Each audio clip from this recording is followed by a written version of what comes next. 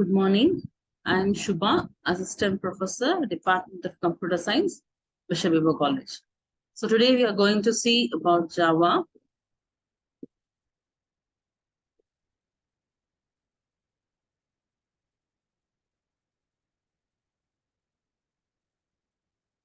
Why we are going to learn Java? So if you learn Java, you can learn any language. So why Java is famous?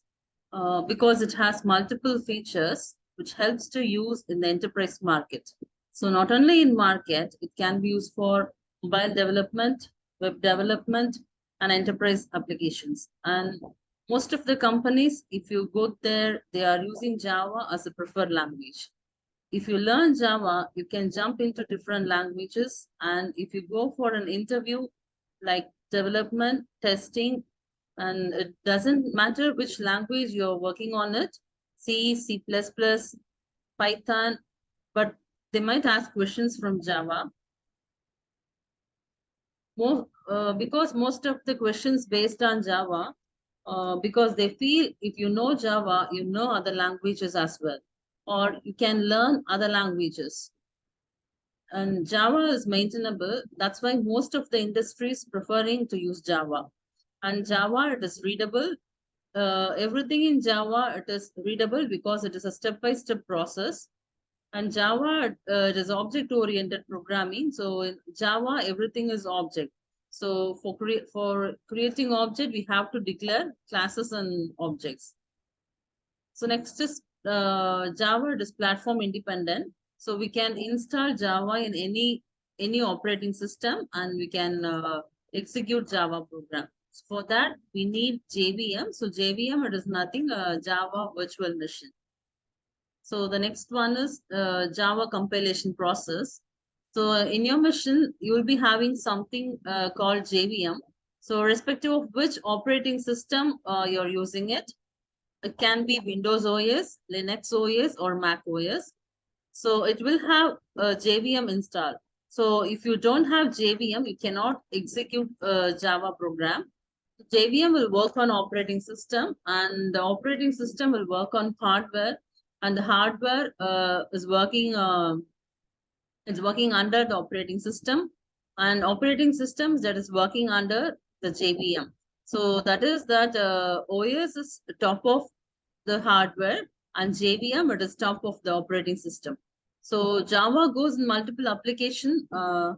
When you as a programmer says, if you want to write a code, you don't write code directly on the hardware and you don't write directly on the operating system.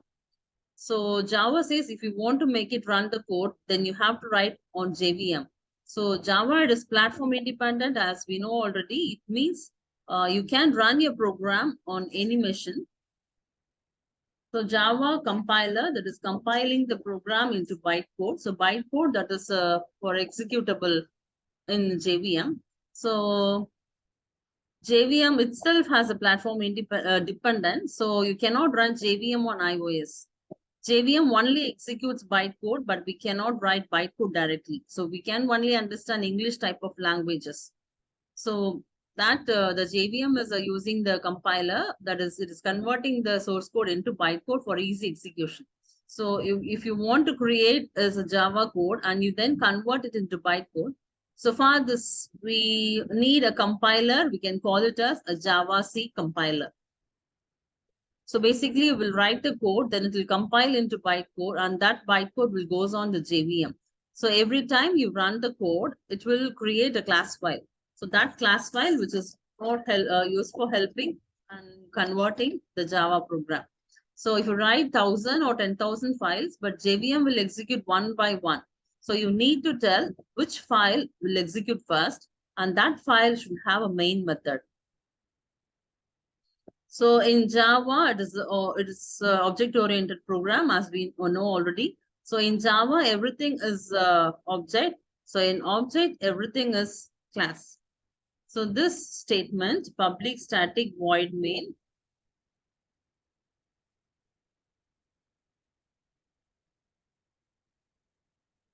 So this public static void main. So this is a main function and it is the body of the program. So this particular area will execute the program. So the static void main, it is a main function. So in Java, we have to mention the class.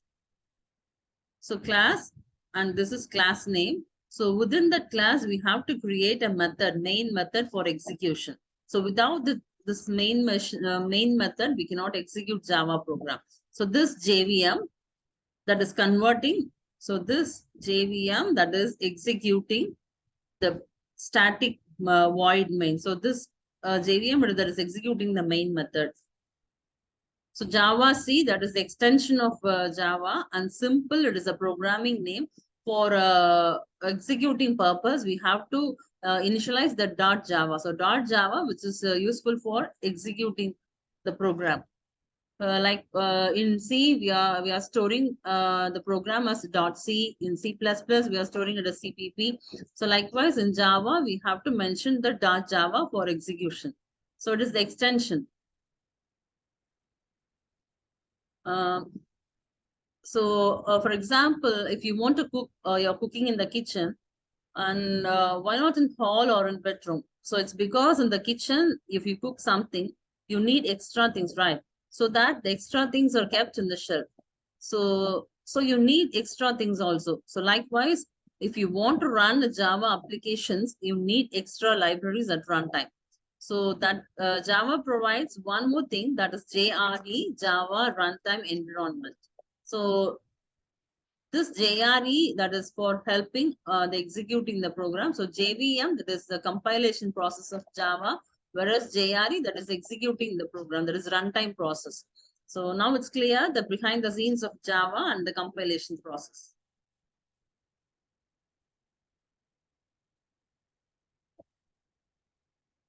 So in operate OOPS concept, we are going to learn that inheritance.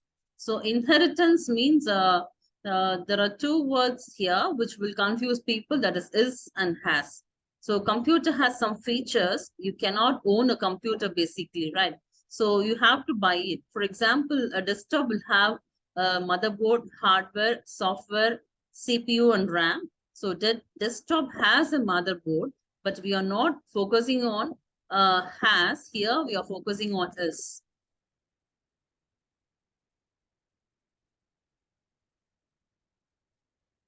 In Java, we have different classes and methods.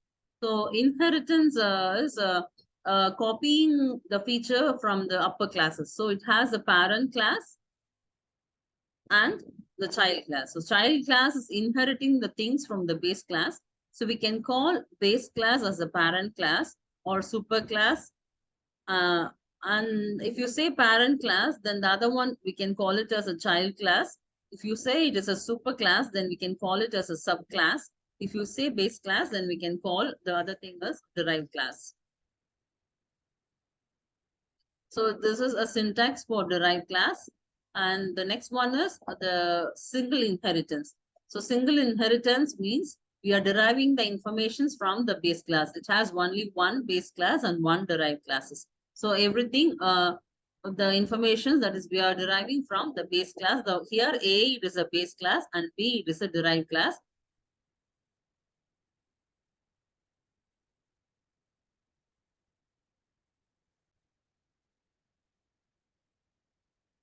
So this is an example for single inheritance.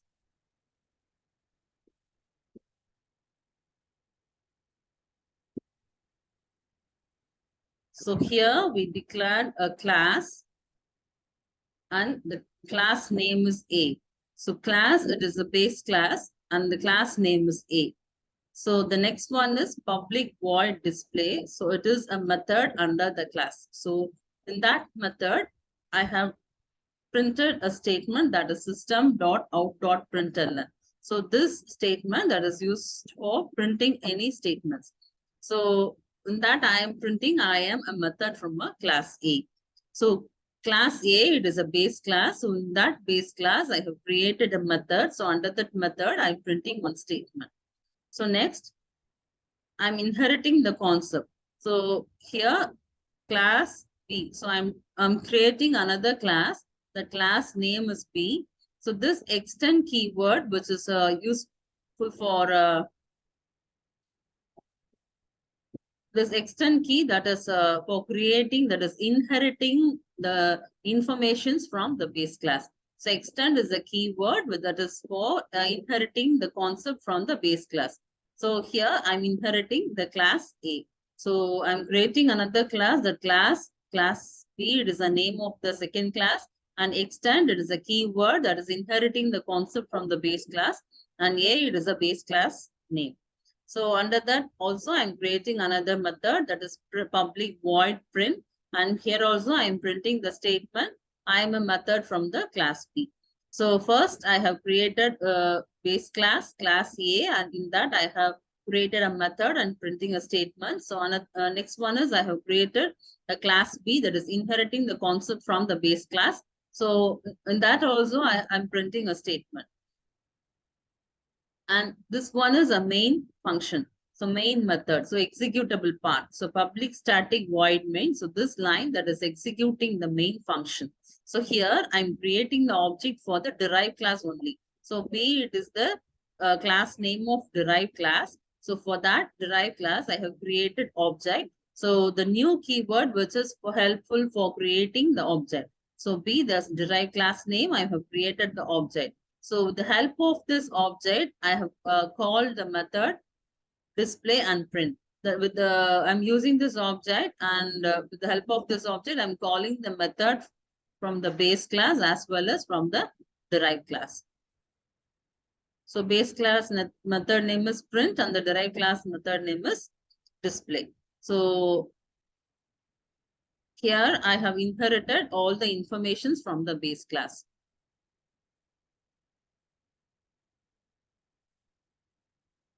So I'm executing the program.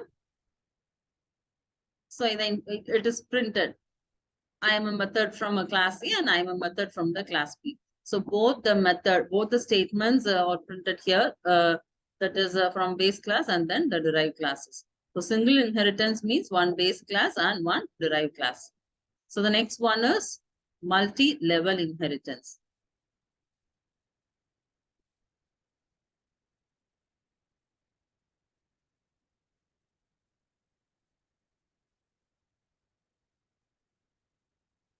So in multi-level inheritance, one base class and two derived classes. So this A, it is a base class. So I'm inheriting all the information from the base class. So B, it is a derived class.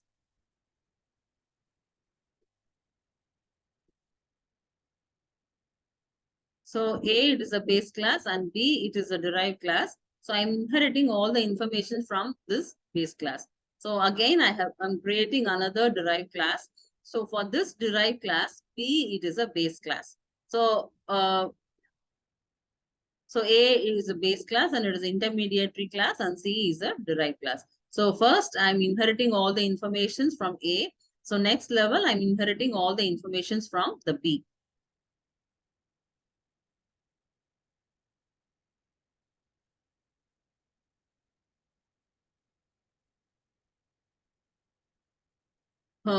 This is an example program, that is class and the class name.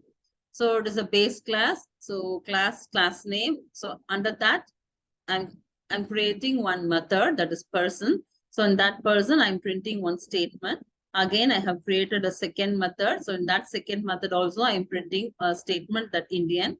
So third, I'm creating another method, that is void place. In that also, have printed one statement. So that is a base class. So next, this one is a derived class. So derived class, that is class name.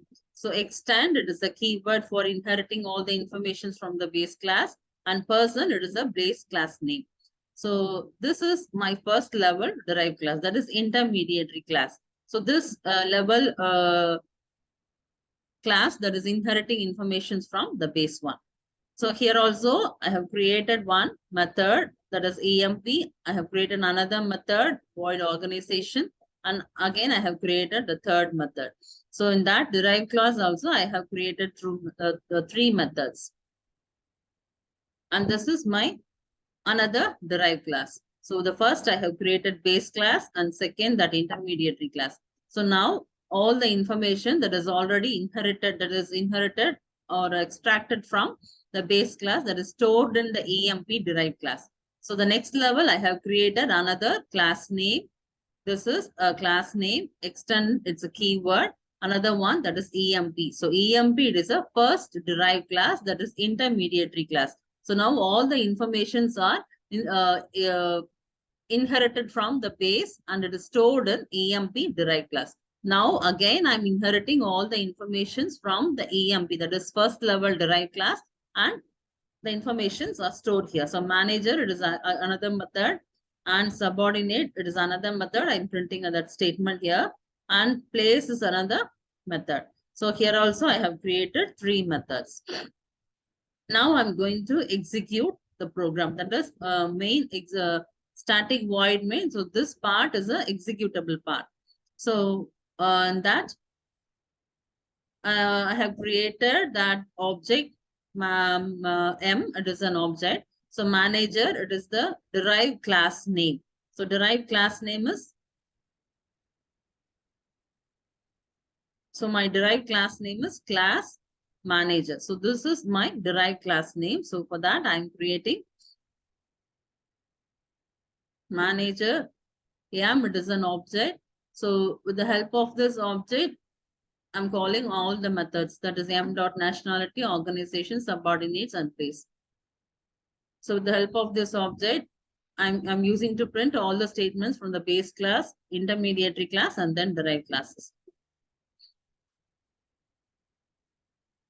So this is the output of the program. So it is printing all the informations from the base class, intermediary class, and then derived class.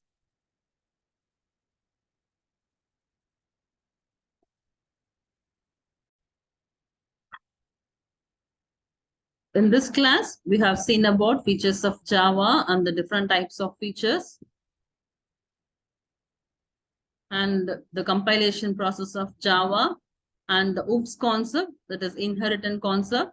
So in that inheritance concept, you have seen single inheritance and multi-level inheritance.